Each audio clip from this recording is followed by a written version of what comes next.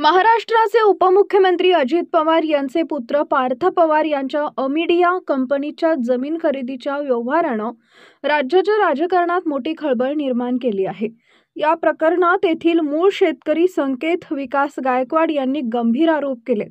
मुंडवा येथील महारवतनाची जमीन survey number 88 एकूण 43.38 एकर एवढी जमीन आहे। या जमिनीचा व्यवहार चुकीच्या पद्धतीने करण्यात आला आहे। राजकीय शक्तीचा गैरवापर करून आम्हाला या व्यवहारात फसवलं गेलंय असं मत जमिनीचे मूळ मालक गायकवाड यांनी व्यक्त केलंय।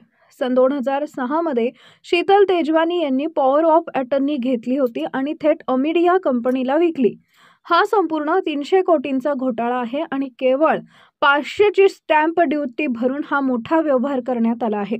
महारवतनाच्या जमिनीवर किमान 50% नजराणा भरणं बंधनकारक असताना तेही टाळण्यात आलं आहे।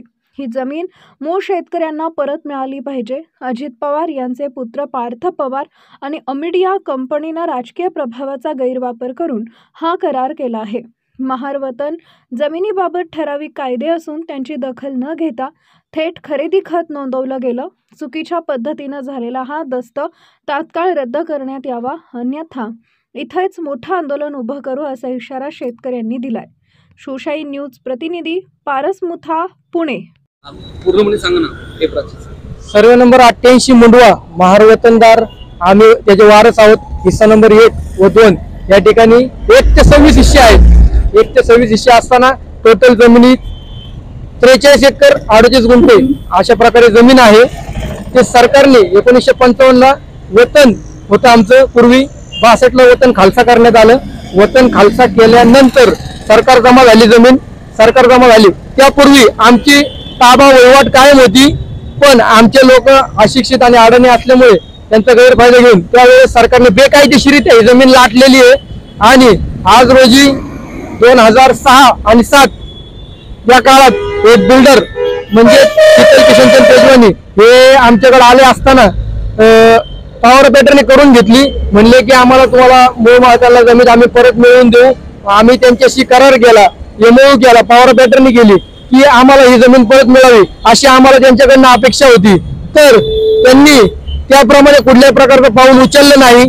त्यांनी उलट चुकीच्या पद्धतीने सगळा हा व्यवहार पूर्ण फसवणूक केली। आमची 10,000 5,000 रुपये असे त्यावेळेस आम्हाला देण्यात आलेले होते आणि काही लोकांचे चेक सुद्धा बाउन्स झालेले होते। तर आमची मागणी अशी आहे, अमिडिया कंपनीशी त्यांनी व्यवहार केला, 300 कोटीचा पूर्ण स्कॅम केलेला आहे। त्याच्यामध्ये अमिडिया कंपनीमध्ये पार्थ अजित पवार यांचे चिरंजीव देखील आहेत। त्यांनी हा पूर्ण स्कॅम केलेला आहे 300 कोटीचा। 300 कोटीचा स्कॅम करत असताना त्यांनी सरकारला फक्त 500 रुपये स्टॅम्प ड्युटी भरली। 500 रुपये स्टॅम्प ड्युटी कोणाच्या आधारे कशाच्या आधारे भरली याची सखोल चौकशी करण्यात यावी ही आमची विनंती आहे शासनाला। की सरकारी जमीन नसताना, मूळ मालक जमिनीच्या असताना, महारवतनाची जमीन असताना 500 रुपये स्टॅम्प कोणत्या पद्धतीने कशाच्या पद्धतीने घेण्यात आला।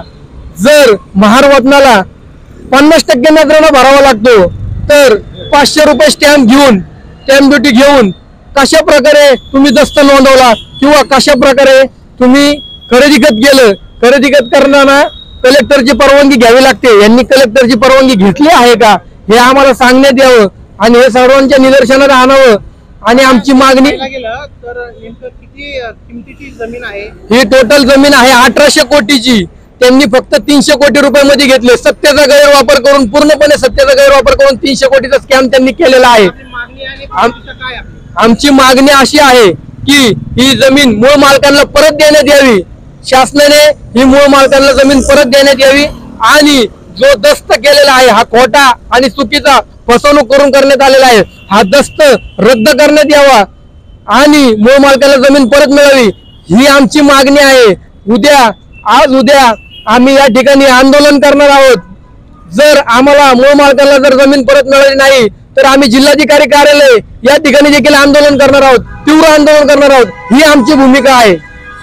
ताज्या घडामोडी जाणून घेण्यासाठी शिवशाही न्यूज यूट्यूब चॅनलला सबस्क्राईब करा। आपण हा व्हिडिओ फेसबुकवर पाहत असाल तर फेसबुक पेज फॉलो करा आणि शिवशाही news.com या आपल्या वेबसाईटलाही भेट द्या।